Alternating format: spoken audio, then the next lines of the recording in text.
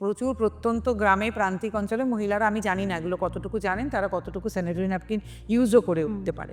কিন্তু তোমাকে থ্যাঙ্কস যে তুমি এই প্রসঙ্গটা তুললে। কিন্তু এটা করতে করতে হয়েছে কি, অ্যাটলিস্ট আরবান এরিয়ায় এগুলো নিয়ে এখন ট্যাবুটা একটু গেছে, একটু কথাবার্তা হয়। কিন্তু এই যে ছেলেদের ইরেকটাইল ডিসফাংশনিং, ছেলেদের নাইটফল, এগুলো তো একটা নর্মাল জিনিস।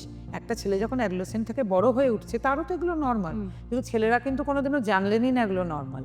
আজকে একটা মেয়ের মেনস্ট্রুয়াল হাইজিন, পিরিয়ড, যেগুলো যেমন নর্মাল, একটা মেয়ের শরীরের সঙ্গে পারবে, এগুলো না হলে তো একটি মেয়ে মাই হতে পারবে না। খুব ভেরি নর্মাল।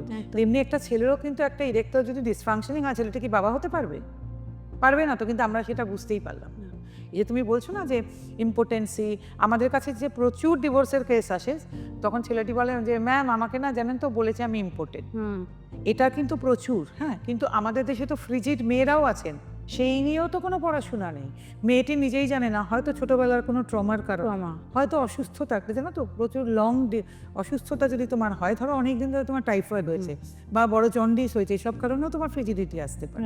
বা ছোটবেলা তুমি একটা কিছু খারাপ জিনিসের মধ্যে দিয়ে গেছো, তাতে আসতে পারে। তেমনি ছেলেদের ইম্পোর্টেন্সেরও এসব কারণ হতে পারে।